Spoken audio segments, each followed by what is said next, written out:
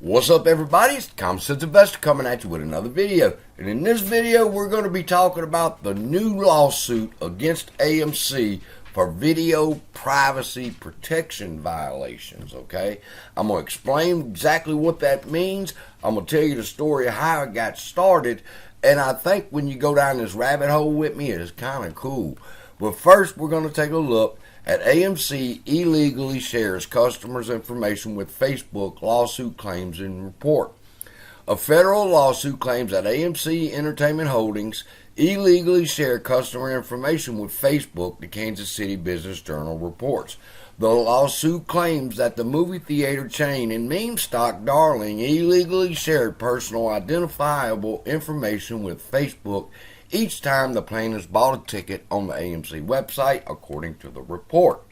The class action lawsuit accuses AMC of disclosing information about customers' ticket purchases to Facebook in violation of the Video Privacy Protection Act law.com reports. Now, let's talk about what is the Video Privacy Protection Act, okay? And how did it get started? And how does it apply to AMC? The first trip down the rabbit hole is going to reveal that Congress passed the VPPA after Robert Bork's video rental history was published during his Supreme Court nomination. It makes any videotape service provider that discloses rental information outside the ordinary course of business liable for up to $2,500 in actual charges. Okay, now let me show you what all this is about.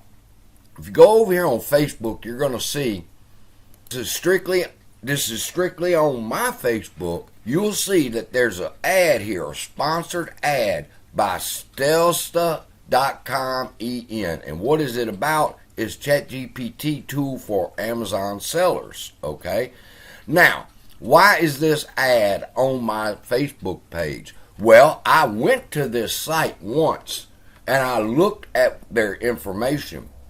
And when I did that, there's a Facebook pixel there that will take and capture my Facebook identity number. And when I go back to Facebook, I see ads. If they've posted on Facebook, I will see their ads right here. All right. And what you do, you can go to Home Depot and look up skill saws, and when you come back to fucking Facebook, you're going to see ads for the best skill saws in the world. You're going to go to Maybelline's website, and when you look at Maybelline's website, when you come back to Facebook, you're going to see Maybelline ads.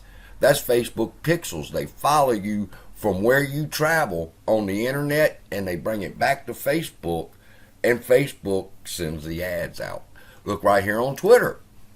You'll see ads on your Twitter. In my particular case, you'll see that I got ads here for ChatDoc. All right, because I went to that site, it's followed me to Twitter. Twitter uses them too. And if they have an ad that they buy from X now, and I fit the criteria and my number is matched to that, I see the ad. That's what pixels do. Now that you understand how pixels work, the next thing is these two people are claiming that they went to AMC's website and they bought tickets and they sent that information to Facebook, okay? And basically what's going to happen is in their Facebook feed, they're going to start seeing ads for AMC's next upcoming movies and shit like that. That's what that means. But let's take a look again at how it got started. Congress passes the VPPA after Robert Bork's video rental history was published during his Supreme Court nomination. Now, who is Robert Bork? In a Washington Post, April 28, 2014 news article, How Washington's Last Remaining Video Rental Store Changed the Course of Privacy Law. Okay, that is just Bork.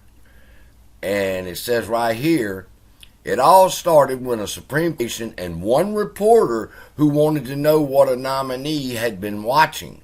In 1987, President Ronald Reagan nominated Robert Bork, then a judge on the U.S. Court of Appeals for the District of Columbia Circuit, to the Supreme Court. Bork was a pretty controversial fella. He had ties to the Watergate scandal and faced an aggressive wave of criticism from the Democrats in the Senate. But it was Bork's position on the privacy that caused Michael Dolan, who was then a writer of the Washington City paper, to start looking into his video rental records. Now, why would this reporter want to look into a Supreme Court justice nominating person? Why does he want to see his video rentals? Well, the only thing I could think of is he was hoping that the man was renting some crazy shit out of the porn section and he was going to expose him.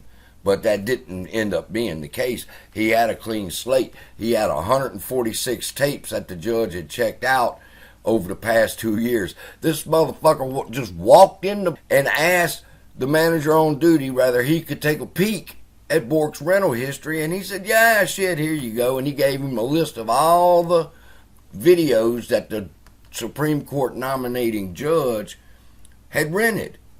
All right, so they was trying to uncover some dirt on the motherfucker, but they never found nothing. Out of the whole thing that they searched for, it was nothing. But it kicked off why they can go and get someone's private history like that and try to use it against them. So they passed the Video Privacy Protection Act, and that says that nobody, Hulu's been sued, Netflix has been sued about it, they can't take your rental history, all right? Or in this case, when you purchase a ticket on AMC's website, they can't take that and store that information because one day they could possibly try to use it against you. And that's what this lawsuit's about. Now, the Video Privacy Protection Act, the law itself states that it's videotape service providers, all right? And they arguing right now and trying to say that this also extends now to the internet, such as when they buy AMC tickets. It's no different than when they went to a video store or rent videos, all right? So that's what it's all about, people. You know, I went over and I asked Jenny what was going on, and I said Video Privacy Protection Act, and she said, good morning. What are we researching today? If I remember correctly, in our last discussion, we were looking into the Video Privacy Protection Act and its implications. It is still the case.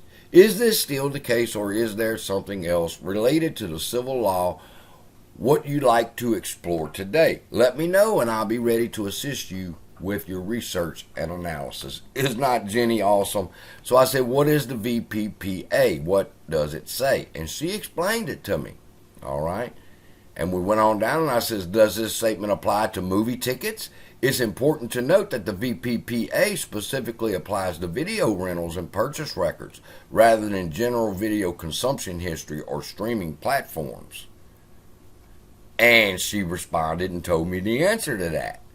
And if the tickets for the movie was purchased online and the company uses Facebook pixels to gather to send people's information, and she said, let me go check. And she went in and we did all this research, me and her. Why was it passed? And that's when I found out about the judge. But one thing before we go, notice over here on the left-hand side, you got the green, the purple, the blue, the red, and the whatever color, and green again, all right? What these are now, these are folders in our chats, and I'm going to be showing y'all how to put these on your Chat GPT in the next video. But like, for example, I'm researching AMC, so I would click my Research AMC folder, and there's the chats that I have ongoing with Chat GPT concerning my AMC research.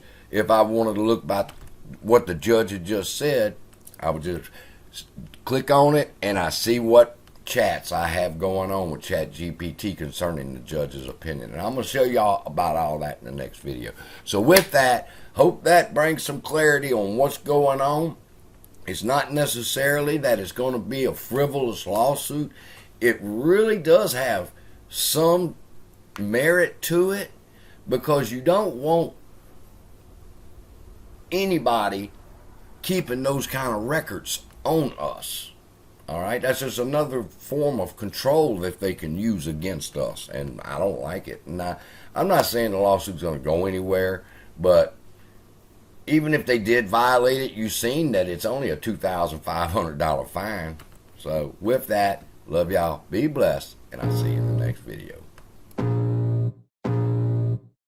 I can feel the blood creeping up from the heathens. Got will, got fight, got pride, got reason. If they wanna go eat, then you know I'm gon' feed them. If you're coming for me, hope you're ready for a demon. I got eyes in the back of my head, I'm seeing